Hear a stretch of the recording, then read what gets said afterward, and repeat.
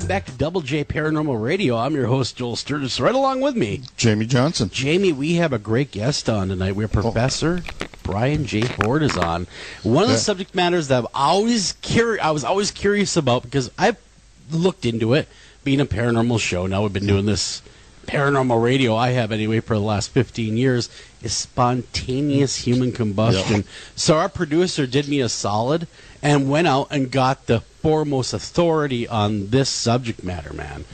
It's scary because, you read tales of people just burning up. Yep. But it's always best to get the word from an authority figure like our guest tonight before we make any assumptions on any subject matter. Get the right stuff, and that's where Professor Brian J. Ford comes in. Good evening, sir. Good evening to you both. How are you doing? Well, I'm very well. We've been having temperatures here today of 90 degrees, and so I'm afraid rather than basking in the garden, we've been hiding indoors and trying to keep cool. Well, that is a good thing, because we just got rid of our heat here in the state of Minnesota, here in the States, and you're broadcasting to us from Britain, aren't you, sir? Yes, that's right. I love the accent. I've always liked the British accent. Well, I have to say, most British people quite like American accents, too. It's a funny thing that Americans, when they come to Britain, will often say, I had such a wonderful time in your country. They're so friendly. And I'll say, well, Americans, oh, no, they're not. They're a complete pain in the backside. When English people will then come to America, and they'll come and say, that's absolutely extraordinary. Americans are just so terribly polite. And other people will say, why are the English not polite? And the reason is, of course, because the accent is foreign. Yeah. And Americans love an English accent because it isn't American. And the reason that the Brits get so well looked after when they go there is because the American accent is different. And that's the reason for it. It's not the fact that we like ourselves as much as we like each other. And that's the strange thing about America and Britain. Britons like Americans, and Americans like Britons much more than Americans like Americans. Yeah. Well, over here, for instance, and we'll get into the subject matter, is we really follow the royal family here very closely. Yeah. Do you know, that's a very curious thing you should say that, because whenever we've had events like, for example, this scandal with Princess Diana all those years ago, and I would be leaving England to come and lecture in the United States. And I'd think, oh, gosh, I'm going to miss all this. I didn't miss anything. Yeah. The moment that I turned on TV or looked in your newspapers, there was as much about it. It's almost as though that war of independence never happened. Yeah. Yeah, and we are really, in a lot of ways, one people between Britain and here. I mean, we really are. You wouldn't know, like you said, you never even know there was a war of independence that even happened. So that's a wonderful thing, though. That is a wonderful thing. So you fire away. Yes. Well, tonight, like I said, we're going to be talking about spontaneous human combustion. And Brian J. Ford, why don't you go ahead and tell us a little bit about yourself and how you decided to pursue this subject matter in your studies? Well, that's an interesting question in itself. I have always worked independently in science. When I was a student, I went and I saw my university professor one day, and I said to him, I don't get academia. And he said, how do you mean? And I said to him, well, seems to me that you study to do your first degree, and then you concentrate on a specific subject, a certain thing, and you get your PhD. And he said, yes. And I said, then when you're 75, you're the world's greatest ever certain thingologist. And he said, that's how the system works. And I said, well, that wouldn't work for me. I could never spend a lifetime studying a certain thing. I might want to study 2 or 3 things at the same time. I might want to study something intensively for a few years, then drop it, do something else, and come back. And he waved his hand at me in that abstracted fashion that senior academics always do. And he said, of course you can't do that. That's why we have disciplines and subjects. You select your subject, you specialize in your subject, and that is where you sit.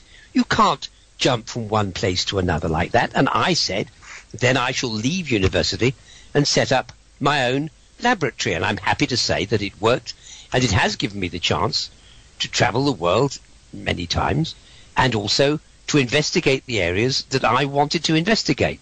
People are often in science driven by the need to look at the the unanswered questions in our knowledge. And I'm not so interested in the unanswered questions. I'm more interested in the questions that haven't even been asked. Good point. And when you did that, though, sir, were you considered a maverick at the time? Well, I think maverick is very polite. Because we're broadcasting to a broad audience, I won't use any of the terms that have been used, but many of them weren't as polite as maverick.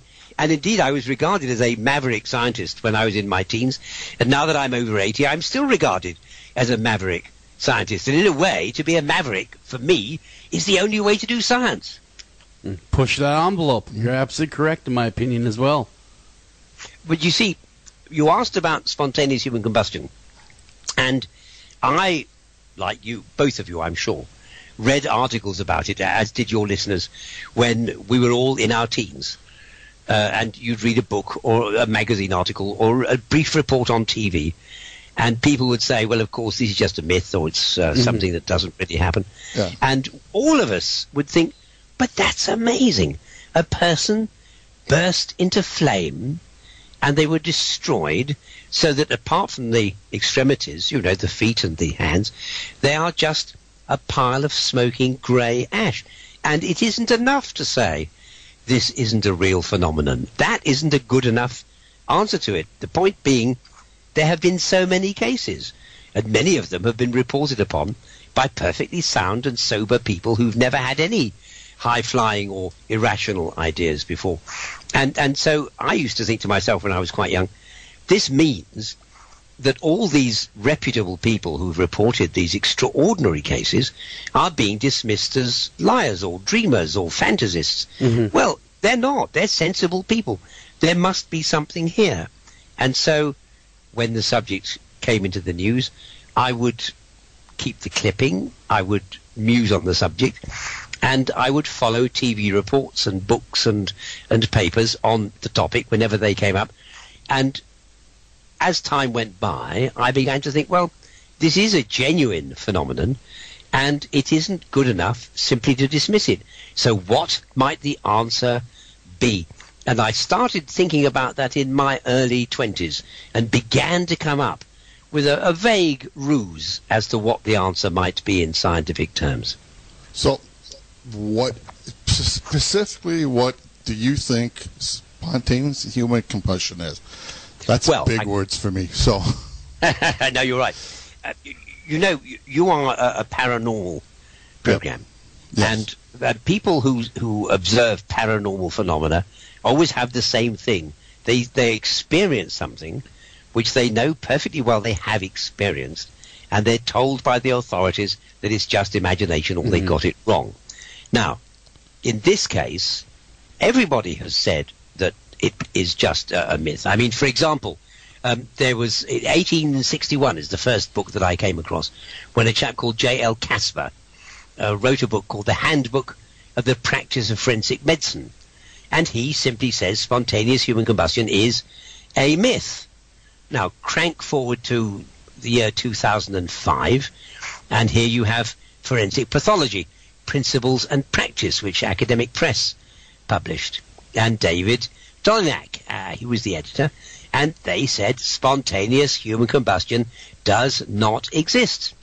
And if you look at the National Fire Association's presentation, Fire Investigator, you will find that they say, no, it is just a myth. Now, if you're going to look at new explanations, it always helps to look at the old explanations, doesn't it? Oh, yeah, the history, yeah. That's right. And the earliest case I came across of spontaneous human combustion in the literature was written by a man called Thomas Bartholin in 1663. And he wrote that a woman in Paris had been destroyed by fire after she'd gone to sleep. And in his account, he made it quite clear that the bed was largely untouched by the flames. You know, there was a pool of ash where she died. Yeah.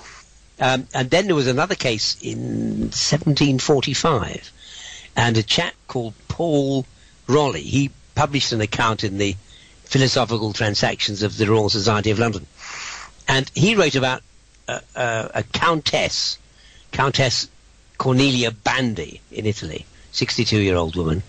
And she had eaten a big meal one evening, and she felt dull and heavy after dining, and she went straight to bed. And the next day, when a maid went to rouse her to give her breakfast, she tapped on the door, went in the room, and there was a pile of ashes with 2 legs protruding from the smouldering remains.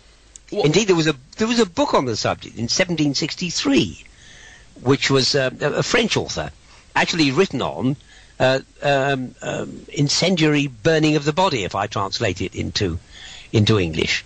And he published this book in 1763. There was another pamphlet published in France in 1806, products of the abuse of spirituous liquors, because everybody began to think, well, alcohol is inflammable. Yeah. Assume these people that had a lot to drink, they get inflammable. Now, that is sort of logical, isn't it? Yeah. But it wasn't actually true. Because in 1851, a very famous physicist, Justus von Liebig, very famous physicist, and he said something extremely basic and clever and obvious. He said this. He said, people talk about spontaneous human combustion, and they say it is due to alcoholism. Now, he said, I have in my laboratory a whole range of anatomical specimens, pickled in alcohol. They're all sitting here in pure alcohol. Sure. So he took out some of these specimens, a bit of a leg or a bit of a hand or whatever else it might be, and he put it on a glass dish, and he applied a match, and it wouldn't burn. And he tossed it on the fire, and it wouldn't burn. And so he said, a specimen here that's been completely soaked in alcohol is not inflammable.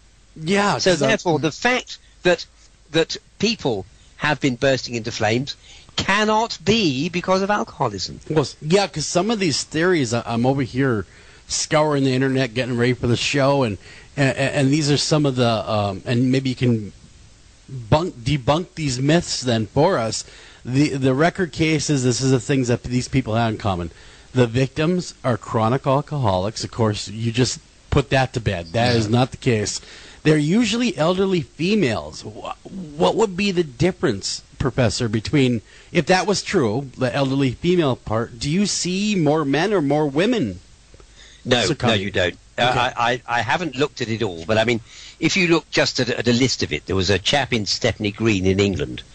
In 1985, a man died. 1986 in Preston in England, it was a man who died. The following year, there was a firefighter who died. In 1987, in Wiltshire, it was a man who died. The following year, 28th of December, 1987, it was a man who died. 1988 in Southampton, it was a man who died. Sure. No, it is not true that it's mostly women, but it is true that quite a lot of them are elderly, and quite a lot of them are alcoholics, because a number of them have been alcoholics. And all of this was sort of buzzing around in my brain. And then I had an idea, decades ago. And it was such a great idea, but I thought, well, somebody's bound to think of this. There's no point in my publishing it. I'm a cell biologist. Why should I get involved in this subject? And the thought I had was this. There is a chemical which is produced within the human body by our metabolism. You have it in your bloodstream at the moment, and I do too. And that substance is called acetone. Now, if you get ill, the levels of acetone will go up. In fact, if you go and visit somebody who has diabetes, or indeed even if they don't, if you bend low over an elderly relative surrounded by blankets and sitting in a chair in an old people's home, and as you bend down to kiss them goodbye, it's quite likely you will catch just a whiff, a little scent of acetone, nail varnish remover. Yeah, sir, I don't mean to interrupt you, but I have experienced that same scent. I am a diabetic. Yeah, my elderly grandmother, she was in her 90s. Yep. Reach in, give her a kiss by the forehead, say, see you later, Grandma, and you get that weird smell. I get the same smell. I'm a diabetic. I get the same smell. I might just smell it myself. Well, there you go. And it doesn't have to be old people. If you go and check the little baby who's crying because they're teething, and this child is unwell, it's a little sickly, it's not feeling at all right, and you pick the little child up to comfort it, and you hold it, and you pat its back, and you comfort it with a few soothing words, and if you catch that baby's breath, you'll catch the scent of acetone. Acetone is produced in the body. It is actually an energy source for cells. Brain cells, in particular, love acetone as an energy source.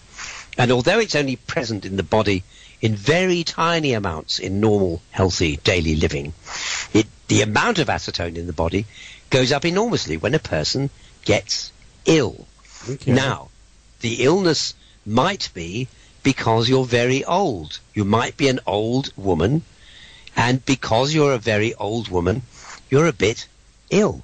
It might be because of the fact that you are ill because you're a chronic alcoholic. In other words, what I began to realize was, looking back at the cases, that they all seemed to be people who were ill, people who were unwell. Some were alcoholics, but there were several cases, like the famous case of Mary Risa, who had never, ever drunk any alcohol in her life.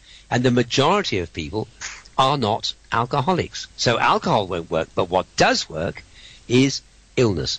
Because everybody who's died of spontaneous human combustion wasn't very well. They were all ill. And so I reasoned this way. I thought, let's take somebody who's, they're no longer fit. They're now feeling unwell. And their metabolism begins to slide a little towards this state of ketosis. And as a result, they're now metabolizing the food in a different way. And within their bloodstream, there are traces of acetone. And the traces begin to increase as time goes by. Now, I thought to myself, why should it be unreasonable to say that the acetone could accumulate inside the body, particularly in fatty tissues, so that the person would find that levels of acetone inside their fatty tissues have increased so much that there was an inflammable amount of acetone around their bodies, trapped in their clothing or in blankets.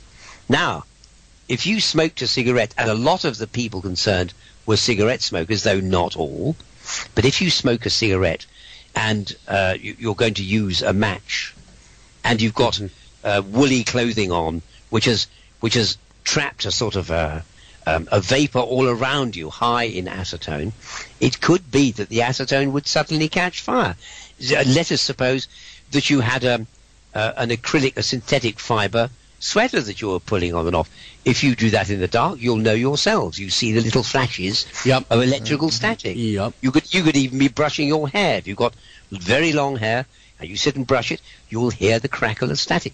There are lots of ways in which a tiny spark could set off the combustion of the acetone vapor. So then, Professor, if the acetone was soaked into the fatty tissues in the body, then if they caught fire, I reasoned that it might well be that the body could actually catch fire and almost explode. Wow. See, when you think about spontaneous human combustion, a lot of us, you think about the man smoldering or woman smoldering for no good reason, popular media where they've shown it, where, oh my God, and they catch fire. You're saying, which makes way more sense than anything I ever heard, it's an outside ignition source burning our bodies like fuel. Yes. Interesting. That is very It is interesting. They have, what happened? Oh, sorry about that. No, I was going to say. There was a CSI program that had that on. Oh, really? Tell me about it. It was old lady. It was in a rocking chair. She was wrapped up and she was smoking, but they didn't say anything about alcohol. And they were trying to prove that it wasn't, spontaneous combustion. But what you just described is basically what they said, how it happened. That the cigarette actually caught the cloth on fire, and then everything, when it went in, everything burned inside instead of outward. It burned Interesting. Inward, yeah. Do you ever see, Professor, children succumbing to this, or is that not something that's, like you said, it's more elderly and sickly, but has there been any cases of kids catching fire? Yes, there have. I think kids would be unlikely because they're so dynamic and lively that they probably would be restlessly moving, and unlike a heavy, overweight adult, someone like me who might just lie pretty motionless and just feel very, very sad for myself if I was ill, a little child tends to move around a lot, so you would not get the same tendency of acetone vapor building up in an uninterrupted layer.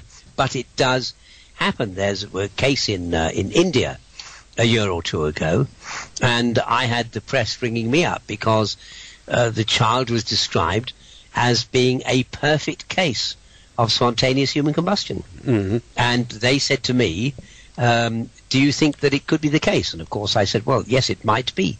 So yes, it has been suggested that mm-hmm. it happens in little children as well as in old people. Mm-hmm. Man, Jamie, this is blowing my mind, to be honest with you.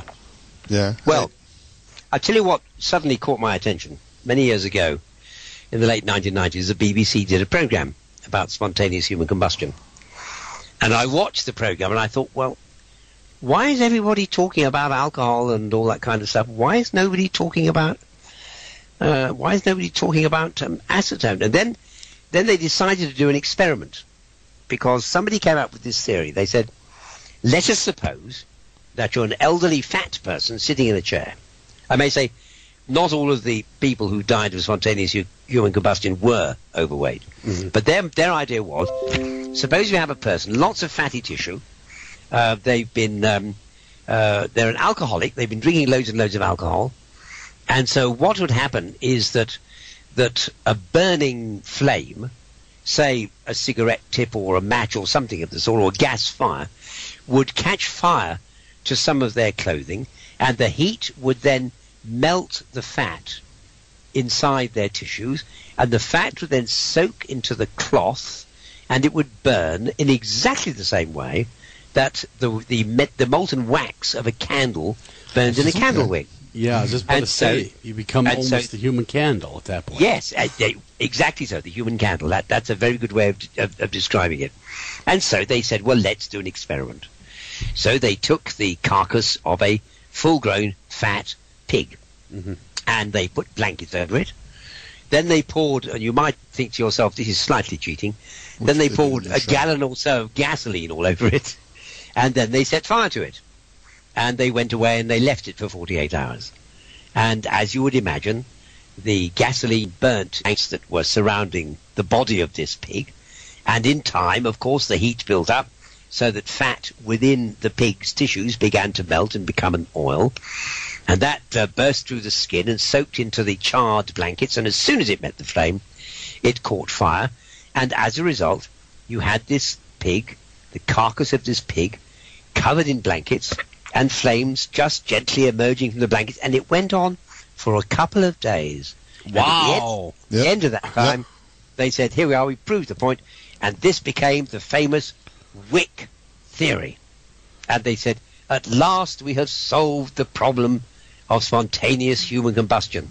And if you browse around explanations for it, you'll find everybody says, yes, it's the Wick Theory. The heat of the flame melts fat in the body, the fat soaks into the clothing or the blankets, whatever, that surround the body, and then it burns away from the surface just like a candle wick, and that is what causes spontaneous human combustion. Case solved. And that's what all these programs said. Joel, did they have Mythbusters? Did that pig thing? I think did, but professors explain it in terms that are way better, I guess, in a lot of ways, because I didn't understand. The 2 days of burn turning into a candle. It burned. I believe there's an episode. I'd have to look up the episode, but there's an episode with that. They burned the pig. You see, you're both absolutely right. And when you say, 2 days to burn, that's the point. It happens in a person in 20 minutes. Yeah. And at the end of the time that they had done the experiment, the carcass of the pig is still there. I mean, I may say they had a very nicely barbecued pig body, which would have done very well to serve lots and lots of people instead of running a barbecue of your own. I mean, the odor was delicious. But you didn't get what you get in spontaneous human combustion. You were left with the charred corpse of a pig. You were not left with a little pile of grey ash. And it took several days to happen. So, in other words, to me, the Wick experiment disproved that theory. Didn't prove it at all. Mm-hmm.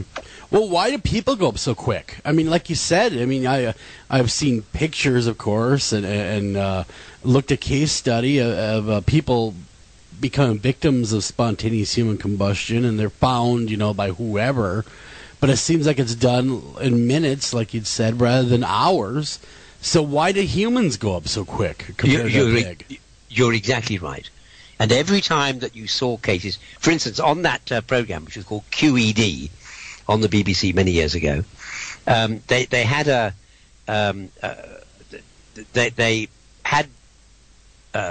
chair which they were going to burn. And at the end of it, they said, look at this chair; it's been completely destroyed. The actual words of the commentator said it had been burned to its springs. It had been burned almost to completion. Well, I actually looked at photographs of the chair, and it wasn't burned to completion. It was just a bit charred. A bit of it was burned out in one corner. But when you actually compare the results that they have with the results that you see in spontaneous human combustion, it simply didn't fit. And I'd seen so many of these programs that eventually I spoke to the editor of a journal over here, Laboratory News, and I said, once again, they've had this Wick Theory on TV, but the Wick Theory cannot work. And I mentioned to him, as I just did to you two, what my reasons were for saying that. And so he said, well, that would make a really interesting article.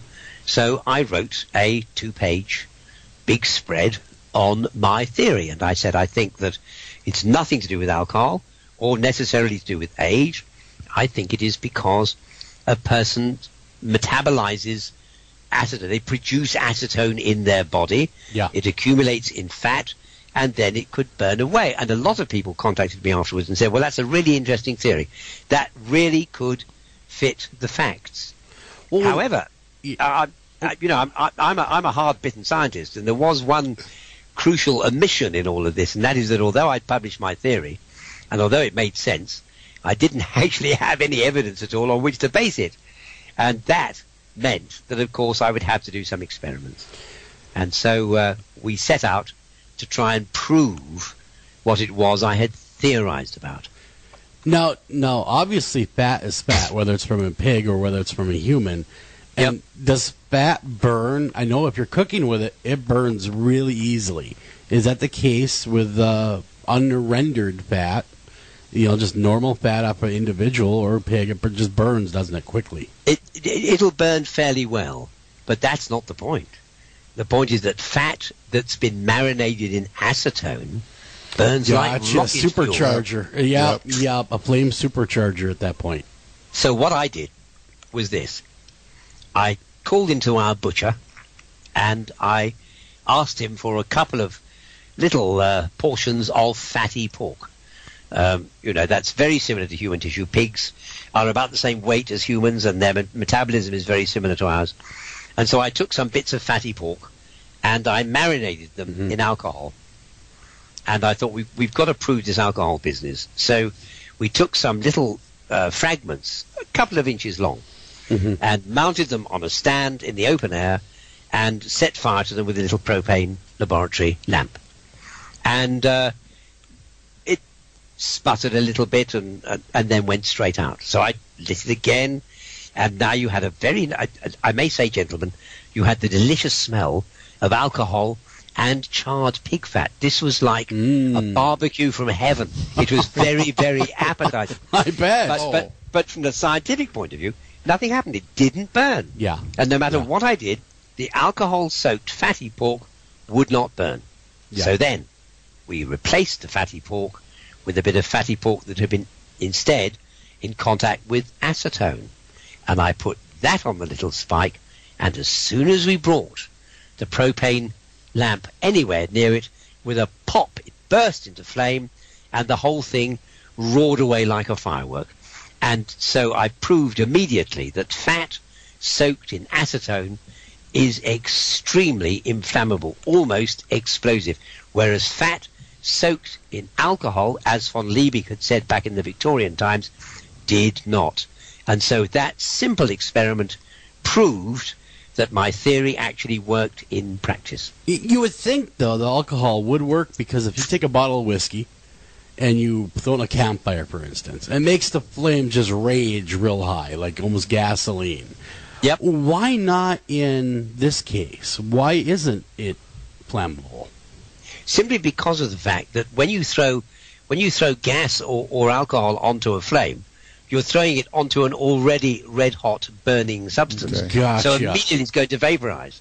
The trouble is that when you put a flame onto a piece of cold meat where the alcohol is simply soaked and marinated into the fat, there isn't any initial heat there to get it going. It's got to generate heat by burning, and it doesn't burn. Okay. But if you do it with fatty pork that's been soaked in acetone, then, brother, does it burn? It goes up like a firework. Yeah, acetone. I can attest to it. Having 3 sisters, their nail polish remover, the acetone, boy, it did burn good. Okay, we've been talking about fats, and human fat, pork fat, and then you have seal fat, and then wool fat. And then seal fat and wool fat are used to burn candles and stuff like that. Yes, they do. Is a big difference between those two? Those? No, they're very similar. But there you have a case, you see, where this is the Wick effect. This is where the heat... Yeah. It fascinated me when I was a little boy, 6 or 7, how a candle worked. How the heat from the flame, the infrared radiating out of the flame, warms up the fat beneath, warms up the wax, and the wax then melts into a pool, which can then soak up the wick and burn, and so the cycle continues. Okay. I mean, it's a fascinating process. But if you try to do it with fat and alcohol instead of a wick, if you try to do it with alcohol, the alcohol does not generate enough heat to start it combusting. So if it's acetone, it does. You have to have the wick part for it to happen. So then we did the really good thing. I thought, well, I'm going to do a lecture on this, and we want some decent photographs. You don't just want photographs of scorched meat. So I took a large sheet of paper, and on it we printed the interior of a room. So it looked like a photograph of the wall of a room. And we mounted that outside on a metal bench. And then in front of it, I put a slab of carpet. So now we've got, it looks rather like a miniature theatre set. Now we've got a wall with pictures and things shown, and a carpet. And then I got a 1/12 scale little wooden chair, which we put in the middle. And I then obtained a couple of sets of 1/12 scale model dolls' clothing. And we went back to the butcher, and we obtained some more fatty pork, and cut it into slivers, and built a 1/12 scale modern person, and dressed the person in the clothes. We made a little plaster skull, which was coated with thin layers of ham, and we put a wig on the top, and we put a couple of little false eyes in as well, and here you have a perfect model of a person, just like a foot-high doll. I mean, Gotcha. really easy thing to make. And it looked just like a child's doll, with one significant difference, and that is that whereas a child's doll has a body made of plastic, my little human beings had a body that was made of fatty pork that had been left in contact with acetone. Yeah. And so we set up the video camera, we got everything ready, we seated the little scale model person on the chair, we started the digital timer as we brought over the flame. And the moment the flame went near, then the vapor evaporating out of the body caught fire, there was a whoof of flame, and the whole thing began to burn, and the flames went higher and higher and higher. And within 10 or 15 minutes, what did we have? The remains of a couple of legs of the chair. You had the 2 feet of the little dummy and the hands of the dummy, but where the body should be, you had a pile of grey ash. And the photograph of our scale model experiment was an exact match for the photographs that we've seen of real people who've actually died genuinely of spontaneous human combustion. So we had proved that in a scale model experiment, the acetone theory worked. So why is it, though, I'm glad you brought that up, having the hands and feet left. Why is it these victims, the hands and feet just don't seem to burn? Is there a reason for that? Yes, I had to ask myself the same question. The question you ask is central. But think of it. Even if you're quite a fat person, you don't have much fat in your arms and legs. Mm-hmm. The arms and legs don't have enough fat in them. They're more like alcohol-soaked fat. There simply isn't enough there to create an ongoing sense of what you might call thermal feedback to get the burning going. It's in the body that most of the fat is. Where the action happens. And it's the body that's right. That's where the action happens. So we did several experiments and filmed them, and I must admit they really are quite gory. It just looks like a person bursting into flame. Mm-hmm. Well, why does it seem, though, that after this happens and there's the victim laying there, there's not a lot of damage to things around the victim? You would think the house would go up. Does it seem to extinguish itself at a certain point? No, it isn't. It doesn't do that. But what actually happens is that because the heat is being generated inside the body just burns. I mean, if you were to, if you were to have a really hot barbecue standing in the middle of your room, things around it wouldn't get damaged. Anything touching it certainly would. And there have been cases, for example, I remember one in Wales, where the pathologists went to where the body had been found, and when the electric light still worked, but when they went in, the whole room was a sort of a lurid, orangey golden colour, because fat from the body had distilled out and condensed all over the wall and all over the electric light bulb. It was all coated with a layer of slightly burnt fat. And what happens is that the body itself is consumed, but, and we've seen this in many of the cases, objects standing nearby, there might be a television or a telephone, say, about 4 or 5 feet away. In one case, there were newspapers on a nearby table, and they might be slightly charred, but none of them are burnt. The heat is generated inside the fat, inside the body, and the body destroys itself. That's what's so dramatic and so appallingly tragic when you look at these cases. So you explained a lot about self-human combustion. I want to know, what was the most interesting case that you've come across? The one you like the best? Well, there was a case, and it was really the one that encouraged me to do my lecture. And it was a man called Flaherty, who lived in Galway in Ireland. He was 76. And it was his death on the 22nd of December, 2010. It was his death that really got me going, because what happened was that neighbours called around to his house. And when they got in, they found his charred corpse lying on his back with his head near the fireplace. Now, the body was completely burned away, and the floorboards underneath were just charred and black, as it were, charcoal. But there was very little damage to the room. So they got a professor of pathology to come in, Mike Green, and he'd already seen one case of spontaneous human combustion, and he'd read other reports. And he said, this is the picture which is described time and time again. And he then added, even the most experienced rescue worker or forensic scientist takes a sharp intake of breath when they come across a case like this. Now, the police came in and they examined the room. They looked all around for all sorts of evidence. They tried to find any indication of why it is that he might have died. And then it went to the inquest. And the West Galway coroner, Sharon McLaughlin, said it was the first time in 25 years of investigating deaths that he had ever seen such a case. So, the coroner called all the police evidence, all the forensic findings, looked at all the photographs, and as you know, the duty of the coroner is then to present an argued case which results in a verdict as to how this person dies.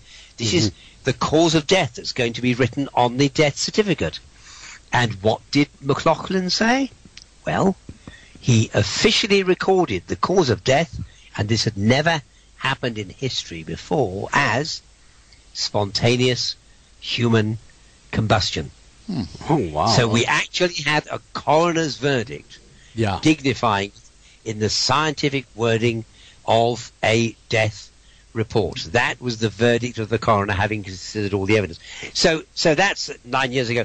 That's what really tweaked my interest. I thought, well, we've had all this stuff from the BBC about the Wick effect, which doesn't work.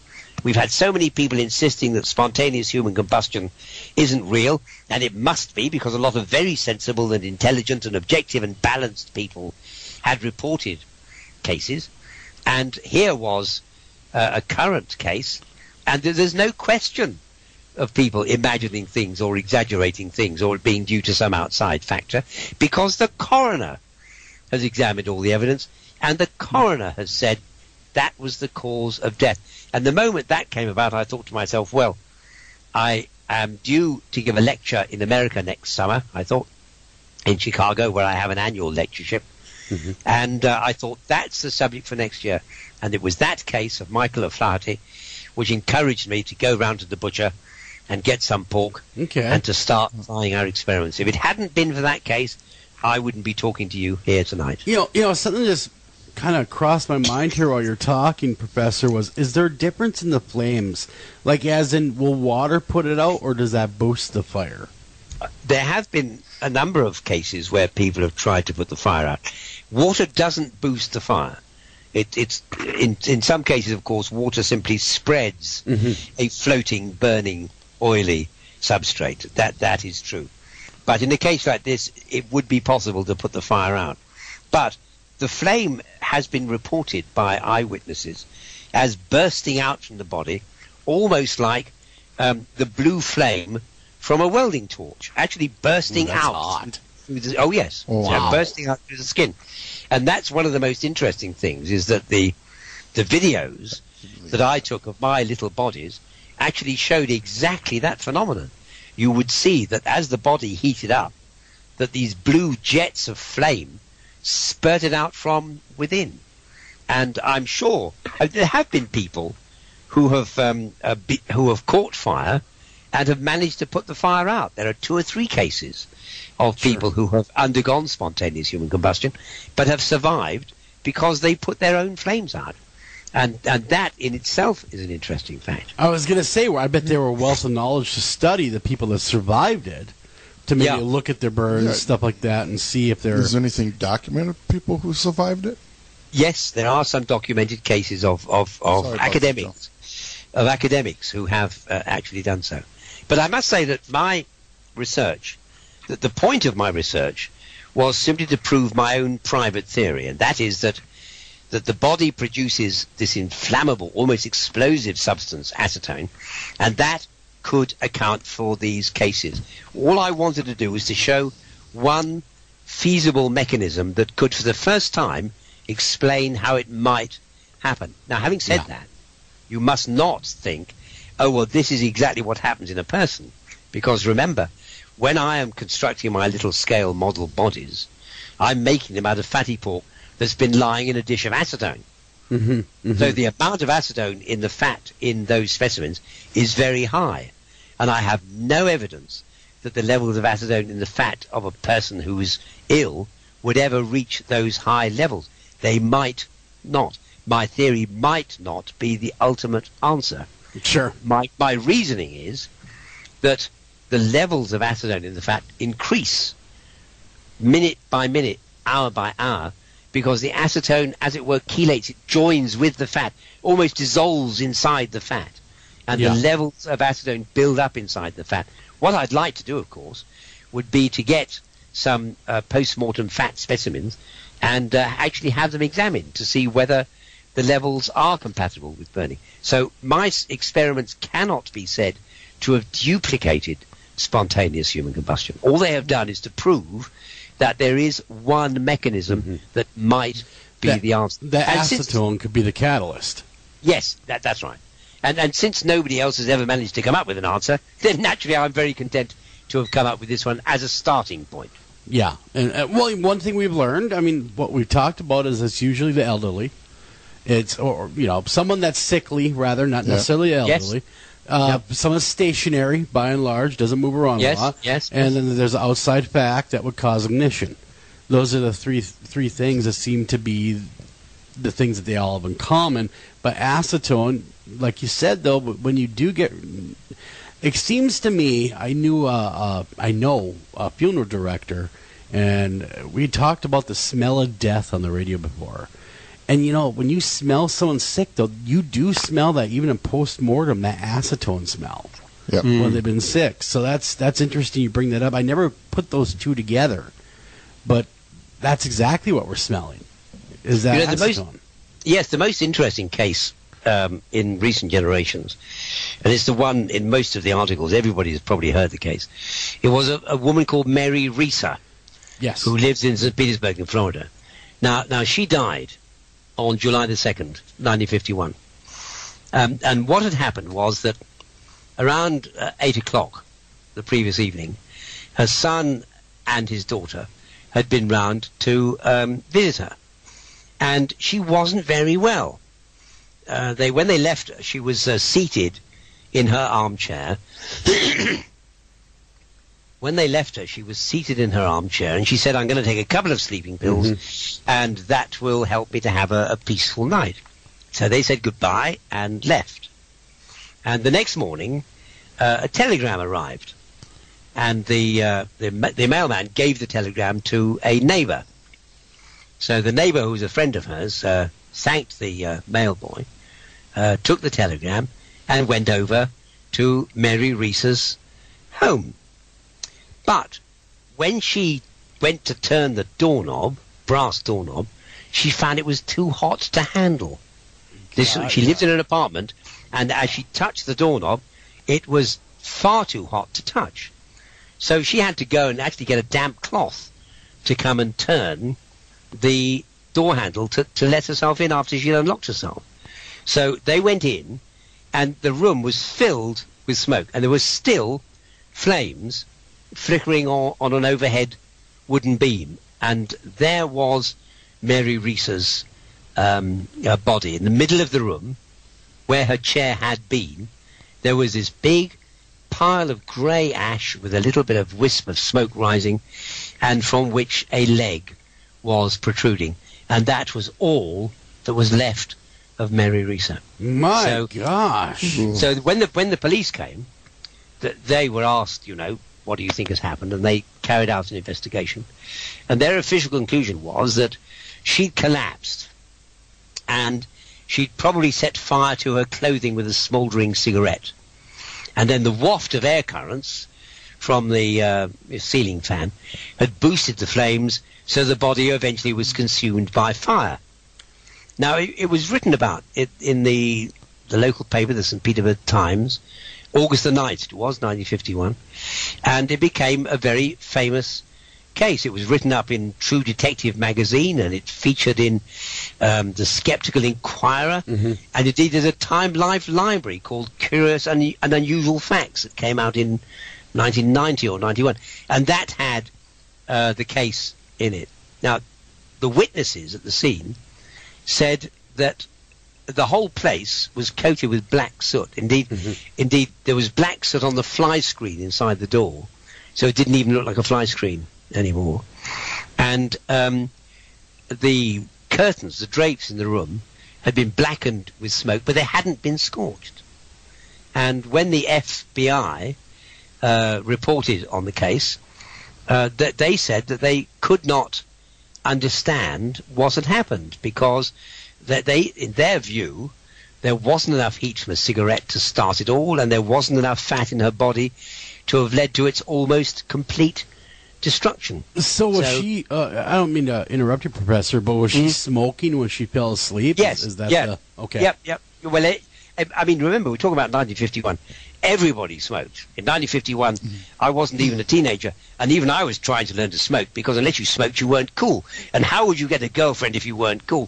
So we all, even though we hated cigarettes, They scorched our lungs and they made us cough. But you had to smoke a cigarette to be cool. And everybody smoked, and of course she would have had a cigarette, and everybody always assumed that the cigarette set fire to her in some strange way. But it won't work unless, of course, she has been producing acetone inside her body. Yeah. And if that happens, then a person changes into a potential fireball, because that combination of acetone and fat burns with incredible ferocity. Yeah, and I would imagine that soot that she produced had to have been fat, right? Yes. Is that what that was? Yes, it's all, well, it was carbon from the fat. The point is that ordinarily the soot is carbon chemically, and if there was a good supply of air, then of course the carbon would oxidize and would disappear as carbon dioxide. But it's a closed room, as these rooms always were. So once the oxygen inside the room had been depleted by burning, there is no more oxygen to oxidize the carbon, and that's when the carbon starts to form a layer everywhere. So many of these cases have been in blackened rooms, but not in rooms where things on the table nearby have been damaged. That's what's so interesting. The fire is confined to the body itself. The body actually burns within itself. It is a quite terrifying prospect. You know, I in my years ago, I used to be a volunteer firefighter, and we would go into home fires and stuff like that, and everything would be involved. And it didn't take a lot of flame to get everything involved quickly, because we're talking about old wood, flooring, stuff like that. Yep. This is seems to be a much different flame than what I would be used to as a firefighter, because it's not involving everything. It sounds like it's a more controlled It flame, does. It sounds like central flame it's than anything like else. it's just, you know. Well, I doubt whether controlled, but perhaps the word is more contained. Contained. Okay, Because that's the what word I'm looking. Indeed, I was talking to a very distinguished scientist the other day who himself has been a firefighter. And he actually, when we were talking about this research, he said to me, well, about 10 years ago, I went to a case that was just like this. He said it was a fire in Los Angeles. And they went in. They had heard that there was a burning going on. They could see flames on the inside coming through the drapes. And he had gone to the house, and they'd broken their way in, and there was the smouldering remains of a body. And everybody said, oh, it's spontaneous human combustion, it must be the Wick effect. And somebody else said, no, they've set fire to themselves with a cigarette. And he said, I can't remember what the verdict was, but he said the whole thrust of the investigation was to try and wrap it up neatly in conventional terms, so that you'd say, oh, well, he smoked and he drank, and that's an end to the matter. Yeah. But he said, looking back on it, he said, that case actually fits everything you say about spontaneous human combustion. And what I want to know is this: how many other cases have there been that have never been reported? Or mislabeled. Yeah, absolutely. That's right. How many cases? You know, we always say, oh, there's a couple of hundred cases throughout history. And I always say to people, no, there's a couple of hundred reported cases throughout history. And one wonders how often police, fire officials have been called and have simply dismissed this as an accidental death through setting fire to their clothes with a cigarette or something, or spilling something inflammable on their laps. Yeah. I wouldn't mind. I would bet that there are 5 times as many cases as are actually in the literature, because, as in the case of my firefighter friend from Orange County, because the authorities simply dismissed them as accidental death through burning. It would be interesting to find out, obviously not now because they don't smoke in hospitals, but in hospitals where you have all these sick people immobilized, whether or not that ever happened, whether that was ever observed. That's an extremely interesting point, and I was wondering about that a couple of years ago. And my reasoning was this: it might not happen in a hospital, because in a hospital people are being cared for. So you've got people in hospital beds, and folk are coming past and wafting, moving air around all the time. You have nurses who will come and plump up your pillows, who will adjust all of your clothing, who will take your temperature. So it is not the case that they're slumped in a chair, surrounded by a thick woolly blanket, and they're going to sit there perhaps watching television for 2 or 3 hours whilst the layers and layers of acetone percolate through the fibers and eventually become critically inflammable. I think that might be the reason. Hospitals may be just too busy an environment for it to happen. Well, I had just had something on the thought of my mind, and I slipped away. But No, here it comes. So, well, so this, human combustion, we talk about it being contained. Has it ever, in any case, knowing to start a house completely on fire and then being overruled that it wasn't? Well, of course, we don't know that, do we? No, we don't. It could be. I mean, all the cases I've come across, you've ended up with this smoking pile of grey ash with, as I say, something on the TV or computer nearby which is unscathed. But it might well be that somebody would be sitting, let us say, next to a bookcase, and as soon as they caught fire, the flames spread to the bookcase and then to the rest of the room. Yeah. And it might well be that people have been to a fire where there's been a massive conflagration, and it actually started with spontaneous human combustion, but you'd have no means really of finding out. Yeah, other than the ashes, but they're all mixed together because superheated ashes. Well, they do have different than. They do have cases that they don't know what started it. Yeah. Yes, indeed they do, and that would be an interesting study, would it not? That would be. I couldn't guess what the incidents might be, but if I had to make an informal estimate, then as I said just now, I would think that 5 times as many cases exist as have been reported. But of course it might be 500 times as many, because nobody can ever know. Yeah, that's true. We don't have a good barometer to tell us, hey, this is the amount of spontaneous human combustion events. I'm afraid we don't. Because, they don't really list that. Yeah. They don't even look for that by and large. A lot of people that are fighting fires, And even the forensic people, that fire investigators, that's the last thing they think of when they go into a home or structure that's burned down. It's spontaneous human combustion. They're looking more for electrical or outside flame source, stuff like that first. They are. And if somebody were to say to them, what do you think, it might even be spontaneous human combustion, because of the way that opinions go, they would turn and say, oh, don't be silly, it couldn't possibly be that. Yeah. Incidentally, if anybody wants to go and wade through some of my publications, would love to. You'd find them on brianjford.com, BrianJFord, brianjford.com, and if you click on a couple of the relevant pictures, you'll find your way through to spontaneous human combustion, and there would be enough stuff there to guarantee a cure for insomnia for anybody. Well, Professor, I'd like to thank you for coming and sitting with us. It's been a pleasure. And teaching us what we didn't know, because I did not know any of this, really, other than the stuff, you kind of pick and choose on Wikipedia going, well, it must be that or this. But you really took us through it step by step, in your opinion, and which is the most credible opinion, because you've been doing this forever, really, and that's a testament to your work and what you've learned. And thank you so much for sharing that wisdom with us. It has been an enormous pleasure to talk to you both, and I wish you well for your fine program. Well, thank you, sir. Thank you. Well, we got to get out of here, Jamie. So another show is come and gone, and I learned a lot about spontaneous human combustion. And probably a lot of questions. I only got one thing to say to our guests. As we leave, hey guys, just stay cool. Don't burn up over it.